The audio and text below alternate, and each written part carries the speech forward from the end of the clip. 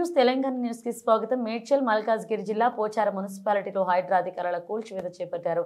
నారపల్లిలోని దివ్యనగర్ ప్రభుత్వ స్థలాన్ని కబ్జా చేసి నిర్మించిన 4 కిలోమీటర్ల ప్రహరీని భారీ పోలీసులు బందోబస్తు మధ్య హైడ్రా సిబ్బంది కూల్చివేశారు. కాచువాని, సింగారం, కొర్రెముల గ్రామాల పరిధిలోని సర్వే నంబర్ 44, 45, 46, 47లకు సంబంధించిన ప్రభుత్వ భూమిలో అక్రమ నిర్మాణం జరుగుతున్నాయని స్థానికుల ఫిర్యాదులు చేయడంతో హైడ్రా అధికారులు స్పందించారు. నల్లమల్లారెడ్డి ఎడ్యుకేషన్ ఇన్స్టిట్యూషన్స్ కబ్జా చేసి కాంపౌండ్ నిర్మించినట్లుగా ఫిర్యాదులు రావడంతో ఈ నెల 12న హైడ్రా కమిషనర్ రంగనాథ్ దివ్యనగర్ కు సందర్శించారు. సర్వే చేసి అధికారులు ప్రభుత్వ స్థలంలో ప్రహరీ నిర్మించారని గుర్తించిన అధికారులు కూల్చివేతలు ప్రారంభించారు. ఎలాంటి అవాంఛనీయ సంఘటనలు జరగకుండా 300 మంది పోలీసులతో బందోబస్తు ఏర్పాటు చేశారు. మొదటిది నా పర్సనల్ ప్రాపర్టీ మీద అటాక్ చేసిండు, కూలగొడుతున్నాడు. ఇది నా పట్టేదారు పాస్బుక్. అది ఎప్పటి నుంచి since last 20 years, about 23 years నుంచి నాదే. 21 గుంట ఉంటుంది. దానికి ఏంటంటే నా ఇల్లు ఉన్నది కాబట్టి నేను కాంపౌండ్ వాళ్ళు పెట్టుకున్నాను. దాంట్లో నుంచి రోడ్ లేదు. ఈ లేఅవుట్లన్నీ క్యాన్సల్ అయినాయి. అయినాక దీని మీద నాకు నోటీస్ ఇస్తే నేను ఈ మొదటి విషయం నాకు నోటీస్ ఇస్తే వాట్ ఎవర్ డన్ వాజ్, నేను జవాబు రాసిన హైకోర్టులో రిట్ చేస్తే ఏం చేసింది కోర్టు? రిట్ చేస్తే కోర్టు చేసిన పని ఏంటంటే మళ్ళీ ఫర్దర్ ఎంక్వైరీ చేయాలని సెటిల్ వారు ఇచ్చిన నోటీస్ సెటిల్ చేసి ఫర్దర్ నోటీస్ ఇచ్చి ఎంక్వైరీ చేసి ప్రాపర్ రిపోర్ట్ వాళ్ళు లీగల్గా కరెక్ట్ ప్రాసెస్ ప్రకారంగా నువ్వు అది దాని మీద యాక్షన్ తీసుకోమని రాసింది. రాస్తే ఆయన నన్ను 23వ తారీఖు నాడు పిలిచిండు.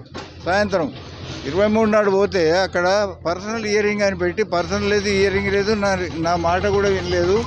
ఆ గ్రూప్ గ్యాంగ్ ఏదైతే ఉందో 4 గ్యాంగులు ఉన్నాయి ఇక్కడ. దివ్యానగర్ ఫేజ్ 6లో ఒక గ్యాంగు, దివ్యానగర్ సింగరేణిస్ ఒక గ్యాంగు, హనుమంత్ రెడ్డి అనేటువంటి గవర్నమెంట్ ల్యాండ్ అంటే రిజిస్టర్ అయిన ల్యాండ్కు రోడ్లు కబ్జా పెట్టిండు. రిజిస్టర్ అయిన ల్యాండ్కు రైతు బంధు చెక్కులు తీసుకున్నాడు. లేని ల్యాండ్కు ఆయన మీద ఒక 6 కేసులు ఉన్నాయి. అక్కడ 18 కేసులు ఉన్నాయి. ఎందుకు పెట్టండి సార్ అని మీరు అడగవచ్చు.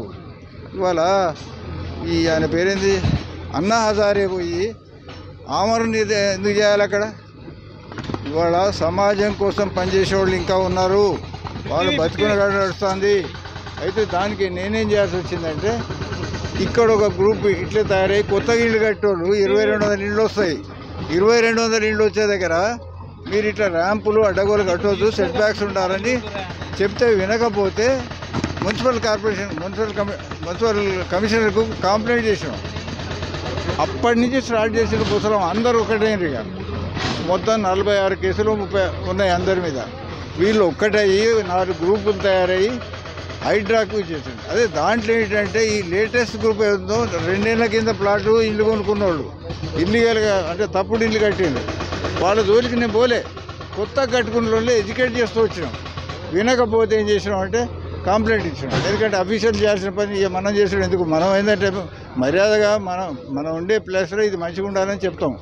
అది చేస్తే నవీన్ కుమార్ అంటుంది ఒక గ్రూప్ స్టార్ట్ చేసి సింగరేణి ఎవరు అడ్మిన్, వీళ్ళు 2-3 అడ్మిన్స్. వీళ్ళు ఎవరంటే పోలీస్ డిపార్ట్మెంట్లో 10 మందో 12 మందో పనిచేస్తారు. వీళ్ళు దే ఇన్ఫ్లుయెన్స్ దిస్ ఫెలో. ఎవరు ఈయన ఇన్ఫ్లుయెన్స్ చేసిండ్రు. నేను పోగానే వాళ్ళని పిలుస్తాడు, వాళ్ళతో చెప్పమంటాడు తప్ప నా మాట వినకపోయా. నేను ఏమి ఇచ్చినా ఈ లెటర్ ఇచ్చిన